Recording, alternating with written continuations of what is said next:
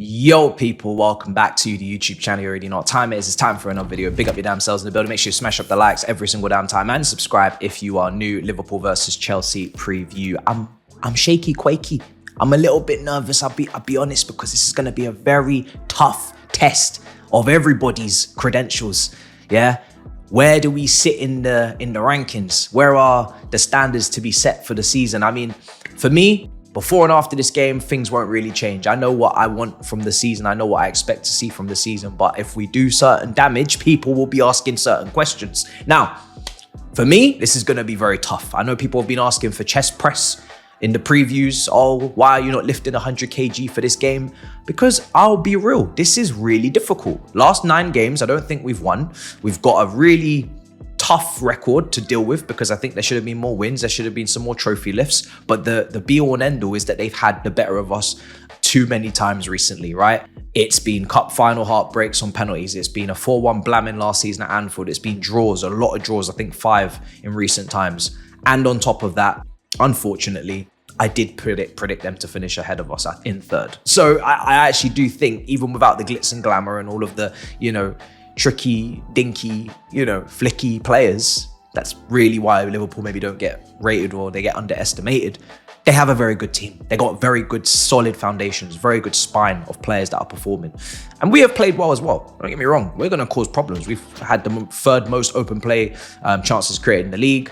We are causing teams problems. We caused Liverpool problems in previous games. We will cause them problems. But in the tactical pad, we're going to talk, because there are elements of the game, particularly aerially, where we have deficiencies and they don't. And stats show 1st versus 18th in that regard. And fine margins decide fixtures. I was going to say something else, but they decide serious fixtures, fine margins. And I don't want to see that happen, which is why we need to tighten up and we need to be serious. But speaking about being very serious, this video is thankfully, gratefully, what do you can't believe, sponsored by Proton VPN. So listen up and learn this. We interrupt this video for a special announcement. I've seen it, I've lived it. You lot in the live chat screaming, screeching, whinging, whining, crying because you don't have the game on the go and the countdown to kickoff is incoming and the game is not accessible in your location. You think you're gonna fumble the football, but you need the right tools to get the right results. We deliver the dopamine more than you can believe, so no matter where you are, we will be there. And that is why today's sponsor is Proton VPN. Proton VPN is waiting in acres of space on the wing, ready to receive your needs, with over 6,500 servers in over 110 countries. You will be able to watch on the websites you wish to. It's not just about the football. Proton VPN is keeping your online activities private, safe, and secure, so you can stream, browse, and shop to your drop more than you can believe, as your data is protected. So don't let your location ruin your football experience. You make sure you get the exclusive offer with 55% off a 24-month subscription. You click the link in the description and you don't play games, you watch the game. Let's get back into the video.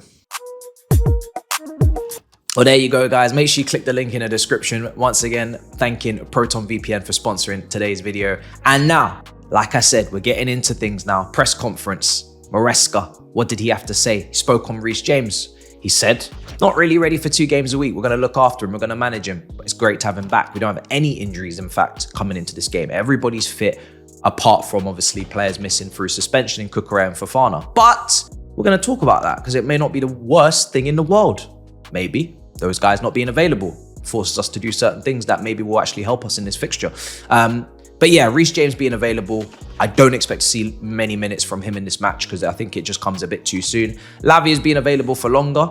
He's been on the bench in previous fixtures. It's just, for me, again, if I was to be picking your first start, it wouldn't be at Anfield away with an energetic, athletic Bosley, energetic, athletic Gravenberch. It's just not my ideal game for you to walk back into. I'd pick a Conference League game or a home game that's more favourable. But we'll talk about it on the tactical pad. Does it have to happen regardless? Maresca being very complimentary of Slot being very complimentary of Maresca in the presses. We're talking Chilwell again, because for some reason the media just can't get it into their heads that Renato Vega is the second choice left back when Cucurella is not available. They just keep pushing and plugging for that Chilwell appearance.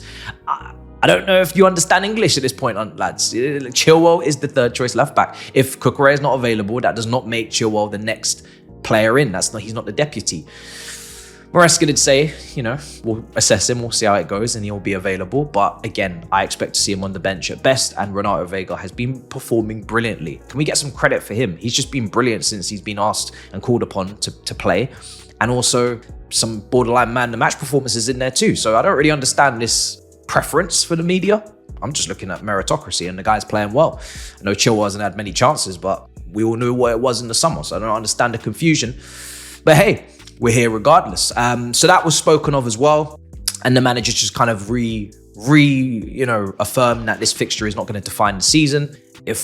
However which way it goes, the way we play, not just the results, is how he dictates our progression and our improvement, which I agree with and I like to hear. And we're very early on, and that's why I'm not trying to get ahead of myself. I'm not going crazy for this game and saying we're going to blam them, we're going to beat them guaranteed, because as much as I really rate our start to the season, I'm really happy with some of our individual performers and the manager. There has to be a respect for Liverpool and the start of the season they've had, just getting the job done and handling business, even though it's been favourable in the fixtures. So we're going to talk on the tactical pad right now. So let's get into it, because there's a lot. So let's talk tactical, because this game, fascinating. From a neutral's perspective, if you're going to be watching, I'm sure you will on a Super Sunday, this game's got a lot to it. There's a lot of intangibles to it. There's a lot of duels that need to be won for both teams. And I think, listen, the heart of the battle for me will always be at Anfield.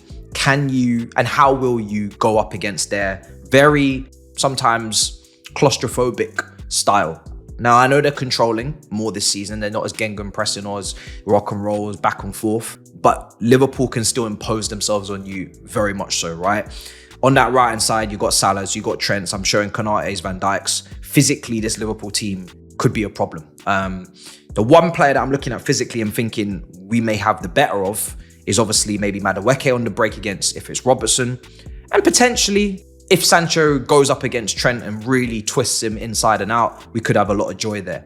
When you're looking at matchups though, it's really difficult to run away from the physicality of the fixture you have to win that battle first before you, and I've always said Chelsea have to play a certain way this season. They have to play with the ball on the ground. They have to play the perfect way, because we can't really go to an outlet or play percentage passes and crosses, because we aren't physically built for that. But the one thing that this team has now with the couple of players that are out through suspension is they have Renato Vega coming in and they have Tosin. And I'm hoping for the team that are 18th on aerial duels, which is us, that those two players, adding their height, their aerial ability, can showcase that for set pieces defensively in this match. Because Van Dijk and Konate are for sure going to be coming forward and for sure going to be causing problems. And we even saw it in the cup final last season with Van Dijk scoring.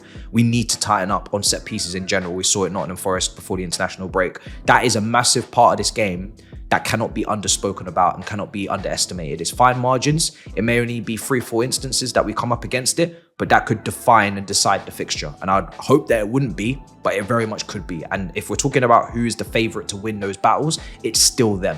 Hopefully though, Tosin does stand the test of time. Renato Vega is able to get amongst it, and we are able to win those aerial duels. But it is a concern, a massive concern. It's probably my biggest concern, because I think technically, we have to be able to go up against them. We have to be able to keep the ball a bit at Anfield. That's why I've got Sancho starting as a bit of ball retention, a bit of, IQ when the decision making and the passing needs to be on point. And, we need to keep the ball a bit. We can't be a team that's we need to be, don't get me wrong, we need to be pragmatic. We need to close the lines and the spaces in between the lines. If Enzo's going to start, we'll talk about it. We need to be compact. We can't be back. I don't think, we could go punch for punch. We could go punch for punch, but if we do that, they've probably got better finishers, I'll be honest. Diaz this season, the way he's finishing, really improved. Jota's always been clinical. Salah. We've got Palmer, but Madueke's not clinical. Sancho doesn't shoot much, and Jackson's not clinical. So I'm not even advising a punch for punch. What I would take most from this match is if we were defensively solid, sound, we were resolute, and we kind of already have proven we can score goals and we can be entertaining and we can be, sexy this season. Easy on the eye, but we haven't proven we can be defensively solid. We haven't proven we can be a team that can, take pressure, relieve pressure, and then, counter and be a bit of a shithouse. So if we showcase that and won the game through that type of tactical masterclass, I'd be really impressed because it would show a different side to us that we haven't really seen. But yeah, on set pieces, I've spoken on it. Will Reece James start? He won't. So let's just get him out of there. I don't even know what he's doing. I don't know what Reece James is doing in there, I'll be honest, because he's just not going to start. But that would have helped with the physicality. That would have helped with the physicality as well. Gusto's a bit weaker. We saw it in the last game on the back post, but he'll be going up against Diaz or Gakpo. Both of them have started the season well. I'd expect Diaz to start, but some Liverpool fans can't pick between him and Gakpo. So that kind of tells you all you need to know about the way Gakpo's been playing. And then I've got a midfield conundrum, and we've all been discussing it. Is it going to be Enzo, or are we going to put in Lavia? I don't think Dewsbury Hall brings enough physicality, tackles, interceptions. I don't think he is necessarily going to stop Gravenberch from gliding past him or be able to contend with the press of Szoboszlai any better than Enzo. So I'm not looking at Dewsbury Hall and thinking, oh, you're going to come in and solve our problems. It is really going to be either Lavia that starts, and like I said earlier in the video, that would be bold, that would be early, or it will be Caicedo. Renato Vega could very much invert, and if he does, I just want to remind people that it would be maybe Gusto that goes into the back three. And how does that really work for him? Because he's not really a right side centre back in my opinion. So does that mean Gusto definitely starts, or does it become maybe, I don't know, a situation where we see Disasi? I wouldn't dare play Disasi out on that side with Diaz or Gakpo, so that's not a preference. But it could mean that we go 3v3. That's a dangerous game to play, by the way. Just look at this, 3v3 against Liverpool. That's why inverting Renato Vega is dangerous. I know it adds physicality into the midfield. I know we then get a midfield overload like this with the 4, and potentially we can dominate those 3 and we can keep the ball better. But it is high risk because you can't make any mistakes in this backline when you're playing out, because there is a serious counter press here. And also, yeah, if we do lose the ball, it's 3v3 and centre-backs are out. Well, a centre-back is out in a wide position, 1v1 with Salah, and it becomes very scary quite quickly. And we conceded goals last season 4-1. And we were wide open. If you remember, Conor Bradley blazing down the right-hand side, Sterling not tracking back, Jota having fun, open space, Diaz scored. Like, we got absolutely battered last season at Anfield. And I feel like something like this could be a reason why it could happen again if we're not a little bit more conservative. So I personally would still think in my head with a flat 4. I wouldn't even invert Gusto because he didn't enjoy that role against Forest too much, and Liverpool's not going to be any easier. So you're looking at Enzo or Lavia in there, but you are looking at that. Now, a lot of people have mentioned, will we see Palmer? Maybe Madueke comes out, and then you just get Enzo in this way, same way we did against Manchester City with a 3-man midfield, and then we do something more like this, and we kind of try to equal the midfield in terms of numerically. We try to go up against them with a 3v3 there. My only problem with doing this is we become very centralized. We become very narrow because these are the pockets that Sancho likes to play in, and Palmer. And Sancho thrives off of linking up with others. Palmer loves linking up with others. He even when he was on the right wing last season, he was tucked in, and then it would be Gusto that would overlap, right? And we know this. So for me, if you're then going to play this way to try and go up against them in midfield, my only concern is that we don't really have enough of an outlet on the counter. We don't really have much pace in the attack to counter to get out of our half.